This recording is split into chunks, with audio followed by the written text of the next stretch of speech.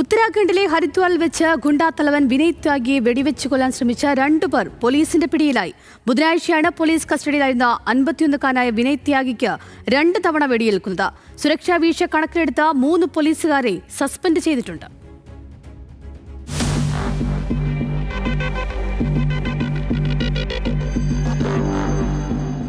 റൂർക്കി ജയിലിൽ നിന്ന് ലെക്സർ കോടതിയിൽ ഹാജരാക്കാൻ കുപ്രസിദ്ധ കുറ്റവാളിയെയും കൊണ്ടുപോയ പോലീസ് വാന് നേരെയാണ് ബുധനാഴ്ച വെടിവയ്പുണ്ടായത്. ഗുണ്ടാ നിയമപ്രകാരമാണ് വിനയ് ത്യാഗിയെ ജയിലിൽ അടച്ചിരുന്നത്. കോടതിയിലെത്താൻ മിനിറ്റുകൾ മാത്രം ബാക്കി നിൽക്കെ വാഹനം ലെക്സർ ഫ്ലൈ ഓവറിലെത്തിയപ്പോൾ ബൈക്കിൽ മുഖംമൂടി ധരിച്ചെത്തിയ സംഘം ത്യാഗിക്ക് നേരെ വെടിയുതിർക്കുകയായിരുന്നു. ഇതിന്റെ നിരവധി ദൃശ്യങ്ങളും പുറത്തു വന്നിരുന്നു.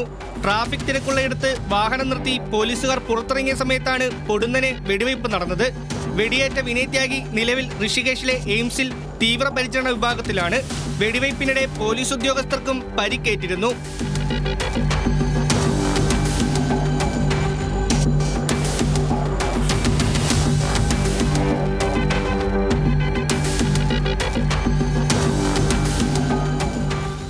പോലീസ് വാന് നേരെ വെടിയുതിർത്തവരെ കണ്ടെത്താൻ വ്യാപക തെരച്ചിൽ നടത്തുകയായിരുന്നു പ്രത്യേക സംഘം. സണ്ണി യാദവ്, അജയ് കുമാർ എന്നിവരാണ് ഇപ്പോൾ പോലീസിന്റെ പിടിയിലായിരിക്കുന്നത്. ഇരുവരും നിരവധി ക്രിമിനൽ കേസുകളിൽ പ്രതി ചേർക്കപ്പെട്ടവരാണ്. മാത്രമല്ല, വെടിവെച്ചു കൊല്ലാൻ ശ്രമിച്ച വിനയ് ത്യാഗിയുടെ കൂട്ടാളികളുമായിരുന്നു ഇവർ. ഇരുവരുടെയും കയ്യിൽ നിന്ന് 2 തോക്കുകളും പോലീസ് കണ്ടെത്തി. കാശിപ്പൂർ സ്വദേശികളാണ് पिടിയിലായവർ. ഗുണ്ടാ കുടിപ്പകയാണ് വധശ്രമത്തിന് പിന്നിൽ. प्रथम दृष्टया दोनों ही अभियुक्तों ने इस घटना को करना स्वीकार किया है. इसमें एक व्यक्ति का नाम सन्नी यादव सेरा है, दूसरा अजय पुत्र कुंवर पाल है. दोनों ही काशीपुर क्षेत्र के रहने वाले हैं. इनका पूर्व आपराधिक इतिहास भी हमारे संज्ञान में आया है, जिसमें अभियुक्त सन्नी उर्फ सेरा का जो मर्डर और डकैती के मामलों में पूर्व में चल रहा है, और वो अभी जो प्रथम दृष्टया जानकारी में आया है.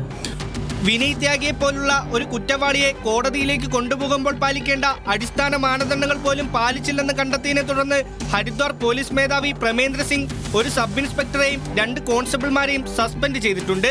വിനയ് ത്യാഗിയുടെ മൊഴിയെടുക്കാൻ മജിസ്ട്രേറ്റ് ശ്രമിച്ചെങ്കിലും ആരോഗ്യസ്ഥിതി വഷളായതിനാൽ ശ്രമം ഉപേക്ഷിക്കുകയായിരുന്നു.